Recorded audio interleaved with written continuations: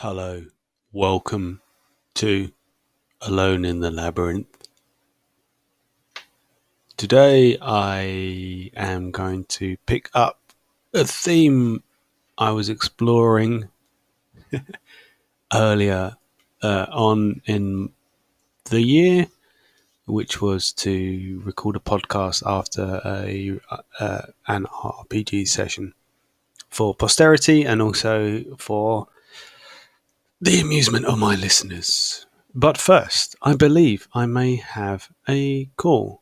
Who's on line number one? Hi, Sofinho. I realised that I insufficiently pronounced your name when I called last time. I just wanted to say that I really enjoyed the Seamus Heaney reading. I don't know that poem. That was really great. And what was that music that came afterwards? And for that matter, what was the music at the beginning? What's all that about? What is that all about? See you. Hi, Barney. Sorry, I didn't know I was recording then. Thanks for your call. Yeah, that Seamus Heaney poem I didn't know about until I went to the exhibition I mentioned in the episode, and yeah, it's a really good one. It's called Bogland or Bogland. I'm not sure in what publications it appears, but yeah, it's very good, and there's some good readings of it, better readings than mine, available online.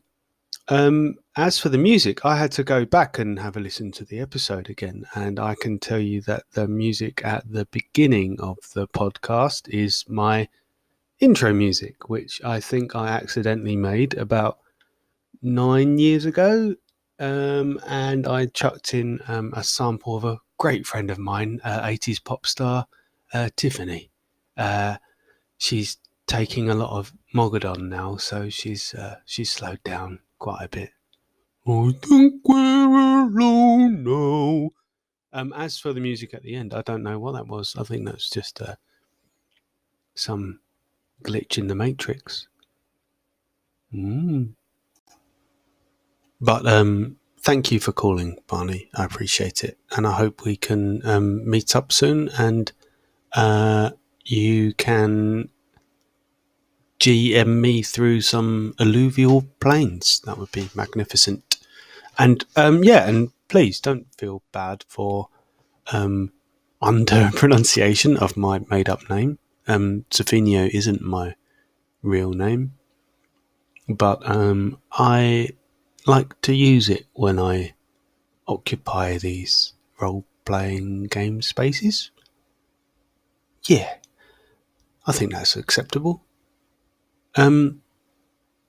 Right, so I'm going to talk a little bit about the game I played this evening of PARIAH.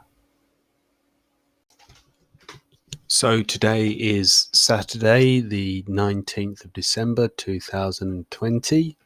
It is 24 minutes to midnight. A few hours ago, I concluded a session of PARIAH that was played over Discord with our regular weekend PARIAH voice game. I think I've described a previous installment of our game, and if you're unfamiliar, I will provide a link in the podcast description, which will enable you to read up some of the elaborate and verbose play reports of our game. Right now, I'm just going to very, very quickly try and run through what happened while it's fresh in my mind, both for posterity and also for your own possible entertainment. By my reckoning, tonight's game was the 24th session we've played in the concurrent open table campaign that we're running.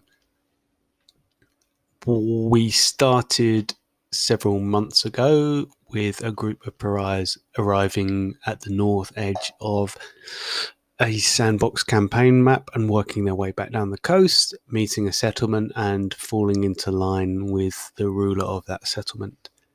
The game, in case you're unfamiliar, is set in a proto-Neolithic world, so one in which agriculture and sedentary lifestyles are kind of a newfangled thing, with the majority of humans actually still subsisting through foraging or hunting and gathering.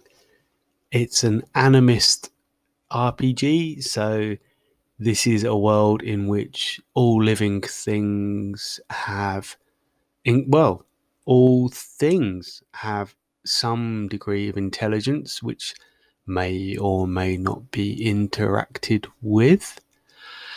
And it's also psychedelic in that altering your perception can enable you to interact with those other intelligences in a more meaningful manner, while also changing how you interact with the rest of the environment. And of course, the title of the game is Pariah, so it focuses on social outcasts. So groups of people who have gathered together for whatever reason, for the reason of survival in numbers, although they may have been cast out of their tribe or banned for a variety of other reasons. And currently, we are playing a campaign with many different characters. The last few sessions have focused on a group of characters, a group of pariahs who have headed to an island in the east in the hope of placating a community of people on the mainland who feel threatened by what they describe as eagle witches dwelling on that island. The model for the campaign is probably something like the old school West Marches campaign in some ways.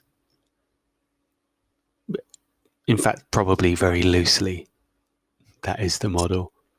It's the model in the concept that it doesn't matter who's available to play at the session, it's just who is there. And we try and fit the world and the the characters around that as much as is not immersion breaking. So currently, for the last few sessions, events have focused on a selection of characters who are named Cuckoo. I don't have their full name in front of me, so I'm not able to recite it by rote. Apologies. Mercifully Wasted, Far from the Tribe. Fallen, Far from the Wind. Mortally Garnished Beyond the Point. Beautiful Other, Far from the Lake. Most of these names have either been generated randomly or have been inspired by the random generations. Probably the latter, I think. But there's a random character generator that provides a series of noun, adjective strings which enable you to create like an evocative name for your character. And often in play, we shorten them just to the salient particle. So something like Fallen in place of Fallen Far from the Wind, Mercifully Wasted instead of Mercifully Wasted Far from the Tribe, and Cuckoo instead of, you know what, I'm gonna have to look it up because this is a particularly good name, and you get to listen to me stalling while I look for the full name of Cuckoo. And cuckoo is over hollow hills flies the cuckoo. What a great name. Okay, so this group of pariahs sailed to an island in the east, and their mission was to destroy the eagle witches who have been terrorizing the mainland. But as their investigations start to gather pace, they realize that not all they know about these eagle witches rings quite true, or not all they've been told about them quite rings true.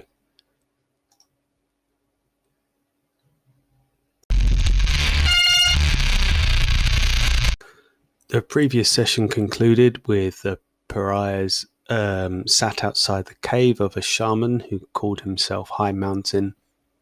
High Mountain existed on the fringes of the society of the island, but was open and welcoming and forthcoming with answers to the questions that were put to him.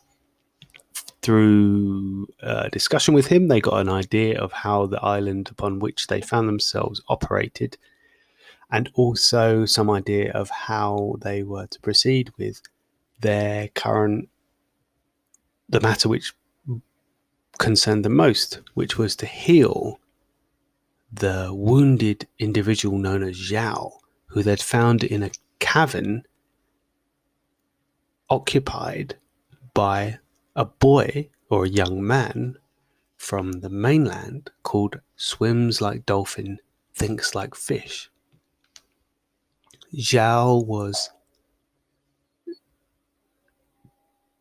chimeric in nature in every sense of the word. She was a combination of human and bird, but also she seemed to possess no real fixed form, not least one that any of the pariahs could agree upon. And though she seemed honest and indeed genuine in terms, well, given that she was wounded and needed help, she had sort of earned the trust of the pariahs of the adventuring party, but she was suspicious in other ways, not least because she seemed to have some kind of magical hold over Dolphin, the boy who was caring for her, the young man who was caring for her. During the course of the conversation with High Mountain, it emerged that there was an individual on the island also known as Zhao who did not match the physical description that they had provided, but they didn't put it to him that these two people might be the same, and he didn't learn that this wounded individual had that name.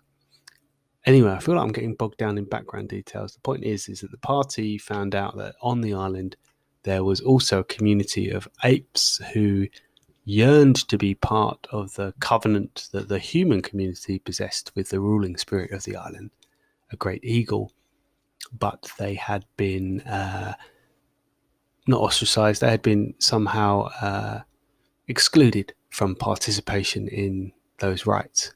And the pariahs, being outcasts themselves, naturally sought these chimpanzees as a potential ally, or at least someone with whom they could share tales of being excluded from participating in conventional society.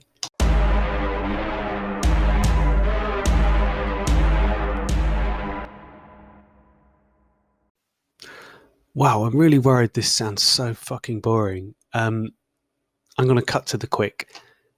Let's not give any details. Let's, in terms of lore, background, conversations, I'll just describe what happened. The party marched around the mountain. They were looking for a community of chimpanzees or apes with whom they could come to some kind of agreement. They wandered through a dense tropical forest growing on the side of a mountain. They happened upon a giant snail that knocked down a tree and was consuming it slowly. They elected to edge their way around it instead of approach it, although many of them noted that it had potentially an enormous source of flesh and food. One of their number, who actually wasn't present, an NPC named Fleet, was known as Fleet's snail wife, and she was massively fond of mollusks. So they kept that in mind as they made their way around. They happened upon a waterfall cascading down the side of this verdant mountain, and it formed a small pool, which was cool and refreshing. And they dived to the bottom and retrieved some turquoise stones from its depths. They seem to have no other properties other than being particularly attractive, but it's something that they might be able to trade or craft into something else at a later date. So on they continued.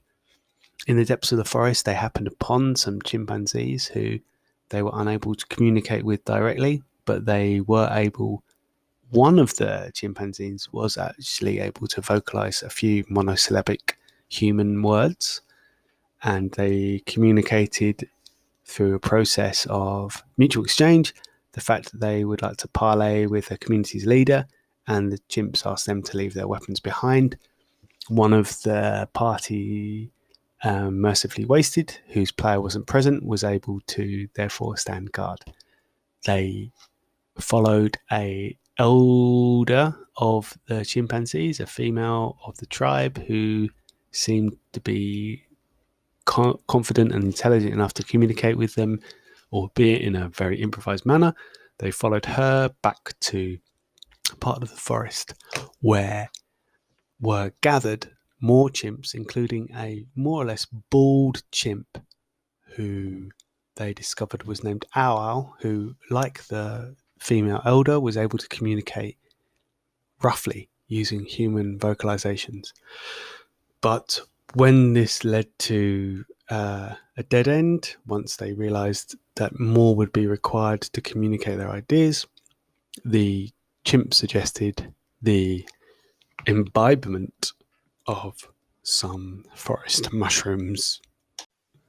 In this parallel world that was open up to them, using the chimpanzees' entheogens, they were able to communicate more smoothly, although the leader of the chimpanzees warned that their brains were still sufficiently different that it might present obstacles. So it was a kind of slow-going conversation, and also prior to it occurring, all of the party had to make a save against poison to see how they responded to the effects of the entheogen, and Beautiful Other was, well, it was a little bit heavy for her. The leader of the chimpanzees, AitL, came to an accord that he would be happy to help them retrieve Zhao and take her to High Mountain to be cured, because they knew Zhao as an ally of their tribe, and also they hoped that doing this would facilitate getting the boy dolphin off the island, which would please the other human communities, and perhaps curry favor for the chimpanzees with the ruling spirit. Kind of, okay, I admit, this is a little bit of a King Louis scenario. These chimps kind of do want to be like you, who, but that's mainly because they just want to be afforded the same respect that humans accord each other, rather than being treated like dumb beasts, because they're not dumb. They have hopes and dreams and desires too.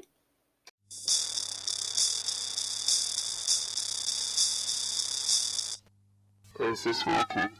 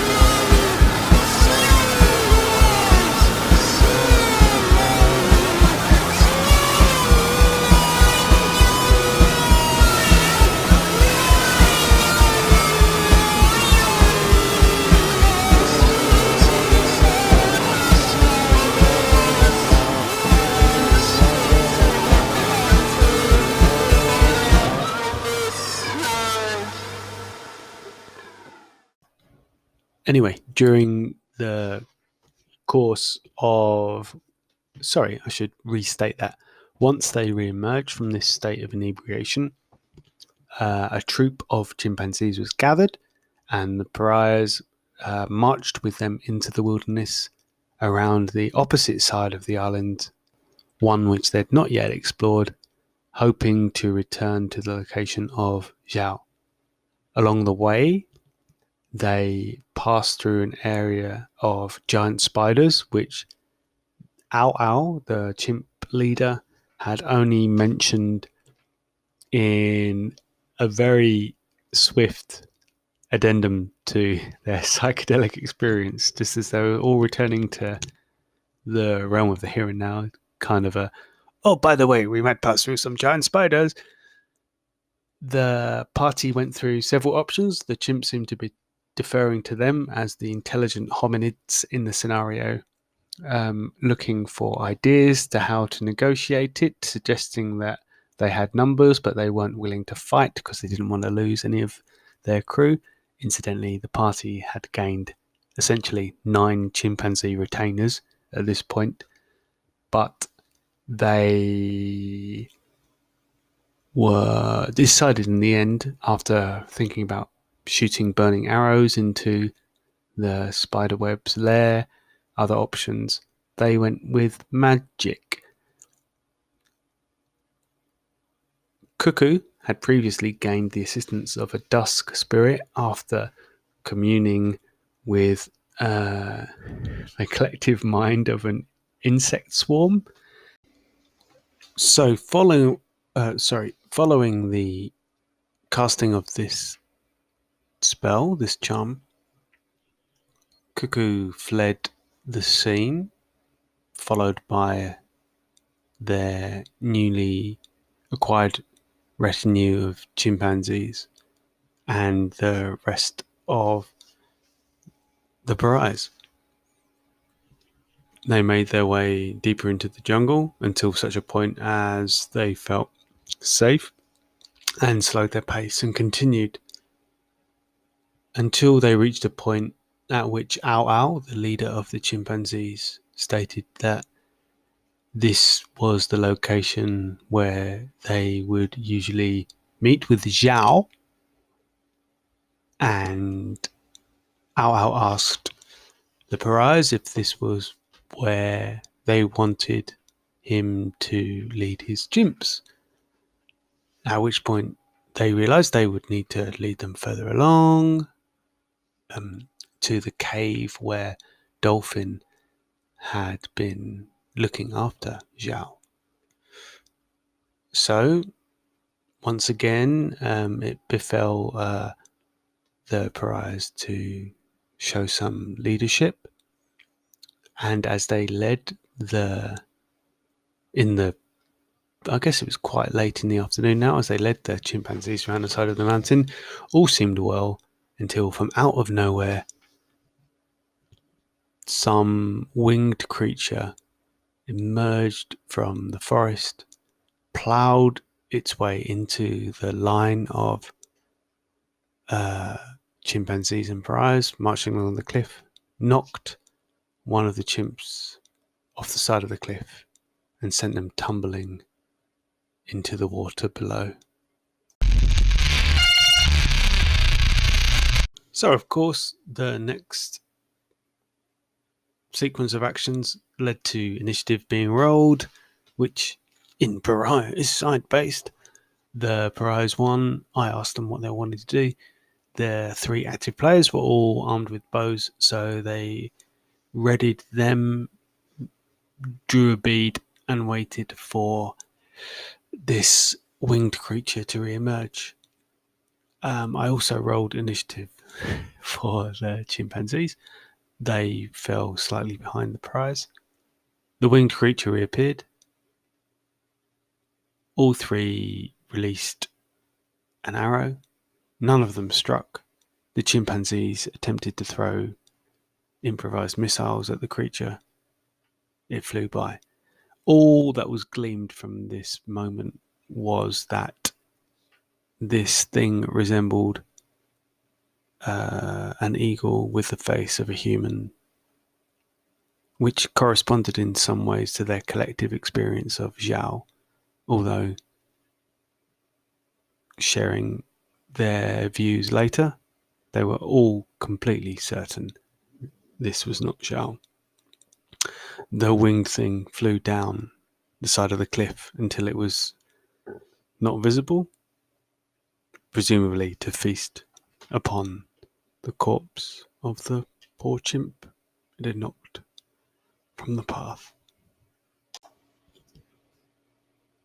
The PARIAHs decided to slowly withdraw tactically with their weapons drawn, backing up along the path, waiting for this creature to reappear. It did not. AitL advised that the one member of his troop who had been struck from the path and sent tumbling down into the shore below was in fact the child of his own sister. But in issuing that statement, he advised that he wished for them to proceed. And so they did.